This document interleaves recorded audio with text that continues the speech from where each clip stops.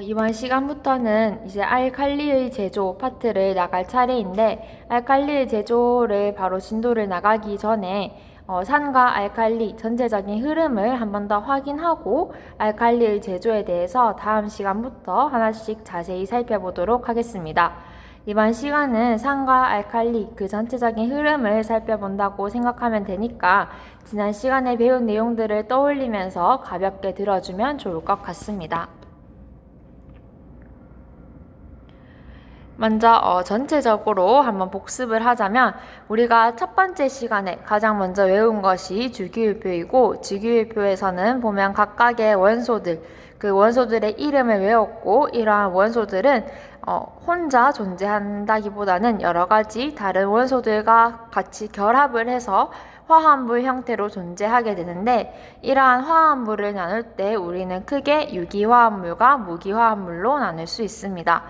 유기화합물이라고 하는 것은 탄소 원자를 갖는 화합물이고, 무기화합물이라고 하는 것은 탄소 원자를 포함하지 않는 화합물입니다.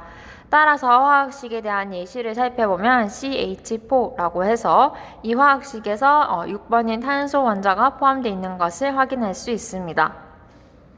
마찬가지로 C2H6 역시 이 화학식에서 보면 두 개의 탄소 원자가 포함되어 있는 것으로 보아 우리가 유기화합물이다 라는 것을 쉽게 판단할 수 있습니다.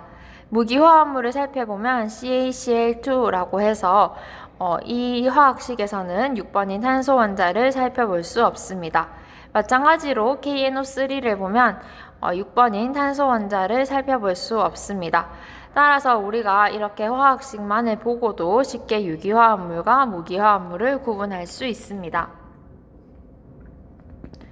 다음으로 우리가 사람도 성격에 따라서 여러 가지로 나눌 수 있는 것처럼 화합물 역시 성격에 따라서 산성과 염기성으로 나눌 수 있으며, 그 성격을 나누는데 기준이 필요하듯 산성과 염기성이라는 두 가지 성격으로 구분하기 위해서는 마찬가지로 기준이 필요하다고 이야기했고, 그 기준으로 우리는 아레니우스 정의와 브랜스테드 로우리 정의 이 두 가지를 배웠습니다.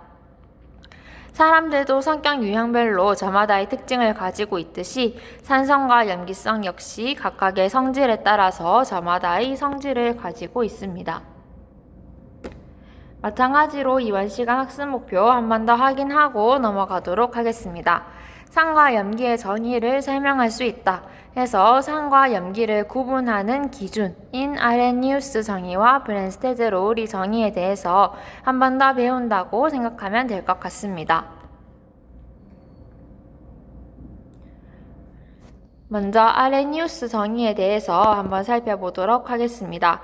아레니우스 정의라고 하는 것은 아레니우스라고 하는 화학자가 정리한 것으로, 이 아레니우스라고 하는 화학자가 말하기를 산이라고 하는 것은 수용액 상태에서 이온화하여 수소이온을 내놓는 물질이다 라고 이야기를 했는데, 여기서 예시를 살펴보면 HCl을 우리가 물에 녹였을 때 H 플러스 양이온과 Cl 마이너스 음이온으로 구분이 되고, 이것을 우리는 이온화된다 라고 이야기하며, 그 이온화된 결과 수용액 상태에서 H 플러스 수소이온이 발견되었기 때문에 우리는 이것을 산이다 이렇게 이야기할 수 있는 것입니다.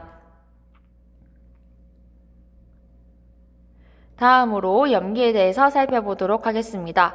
염기라고 하는 것은 수용액 상태에서 이온화하여 수산화이온을 내놓는 물질로서 이 염기는 Na+, 마찬가지로 예시를 한번 살펴보면 NaOH를 이제 물에 녹였을 때 Na+ 양이온과 OH- 음이온으로 구분될 수 있고, 우리는 이것을 이 수용의 상태에서 OH- 수산화 이온을 내놓았기 때문에 염기라고 이야기할 수 있는 것입니다.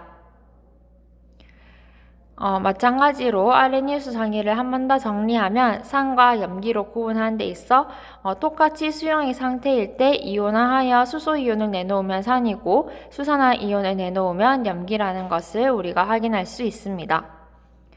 다음으로 브랜스테드 로우리 정의입니다. 브랜스테드 로우리 정이라고 하는 것은 수소이온을 줄 수 있는 물질을 우리는 산이라고 한다고 이야기했는데 마찬가지로 예시를 살펴보면 CL은 수소를 한 개 가지고 있다가 CL에 있는 수소가 떨어져 나갔고 O는 수소를 2개 가지고 있다가 3개로 늘었습니다. 따라서 HCl은 수소이온을 우리가 주었다라고 판단할 수 있기 때문에 양성자 주계인 산이다 이렇게 이야기할 수 있는 것입니다. 다음으로 염기에 대해서 살펴보도록 하겠습니다. 염기는 반대로 양성자를 받을 수 있는 물질이다 해서 N은 수소 3개를 가지고 있고 O는 수소 2개를 가지고 있는데 그 반응의 결과로 N은 수소를 4개를 갖게 되고 O는 1개를 가지게 됩니다. 따라서 이러한 상황에서 NH3는 수소이온 1개를 받았고 H2O는 수소이온 1개를 줬기 때문에 우리는 NH3를 염기다 이렇게 이야기할 수 있는 것입니다. 마찬가지로 지금까지 배운 브랜스테드 로우리 정의를 한 번 더 정리하도록 하겠습니다. 브랜스테드 로우리 정의에 따르면 산과 염기를 구분하는 데 있어서 양성자를 기준으로 양성자를 줄 수 있으면 우리는 산이다 이렇게 이야기할 수 있고 반대로 양성자를 받을 수 있으면 우리는 염기다 이렇게 이야기할 수 있습니다. 아래 살펴본 예의 화학식만 나와 있는데 그림 없이 화학식만 있을 때에도 여러분들이 무엇이 산인지 무엇이 염기인지 구분할 수 있으면 됩니다. 이번 시간에 배운 내용을 한 줄로 요약해 보도록 하겠습니다.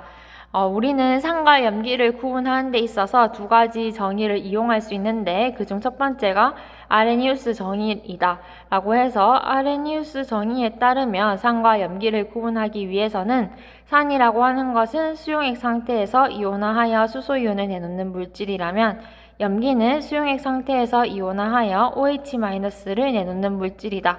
이렇게 이야기할 수 있고 브랜스테드 로우리 정의라고 하는 것은 여기서 산이라고 하는 것은 양성자를 주는 물질, 여기서 염기라고 하는 것은 양성자를 받는 물질이다. 이렇게 정리할 수 있습니다. 따라서 주어진 문제 상황에서 수용액 상태이다 라고 하는 말이 있으면 여러분들이 아레니우스 정의를 떠올려서 산과 염기를 판단하면 되고 주어진 상황에서 양성자의 이동이 보인다 라고 하면 브랜스테드 로우리 정의를 떠올리면 될 것 같습니다. 수용액 상태라는 말이 특별한 말이 없으면 대체로 브랜스테드 로우리 정의를 활용하면 되니까 시험 문제 나왔을 때도 이런 조건이 있는지 꼼꼼하게 확인하고 우리가 배운 정의를 떠올린다면 쉽게 문제를 풀 수 있을 것입니다. 다음으로 다음 시간에 배울 내용을 한 번 더 살펴보고 수업을 마무리하도록 하겠습니다. 우리가 이렇게 지금까지 산과 염기에 대해서 살펴봤고 지난 시간에까지는 산에 대해서 주로 살펴봤다면 이제 다가오는 차시부터는 염기에 대해서 주로 살펴보도록 할 건데 염기는 크게 수산나트륨, 탄산나트륨, 암모니아 이렇게 3가지 종류를 우리가 배우게 될 거고 수산화나트륨이라고 하는 것은 한 개의 나트륨과 한 개의 산소, 한 개의 수소로 이루어진 화합물이며 탄산나트륨은 2개의 나트륨, 1개의 탄소, 3개의 산소로 이루어진 물질이고 암모니아는 1개의 질소, 3개의 수소로 이루어진 화합물입니다. 따라서 다음 차시부터는 이 수산나트륨에 대해서 주로 살펴보도록 할 거니까 이런 흐름에서 내용이 시작된다는 거 한번 살펴보고 넘어가면 좋을 것 같습니다. 이번 시간도 수업을 듣느라 수고했고 또 오프라인 수업에서 지금 배운 내용을 한 번 더 복습하도록 할 테니까 오늘 배운 거 한 번이라도 교과서 살펴보고 오면 훨씬 도움 될 것 같습니다. 이상으로 수업을 마치도록 하겠습니다.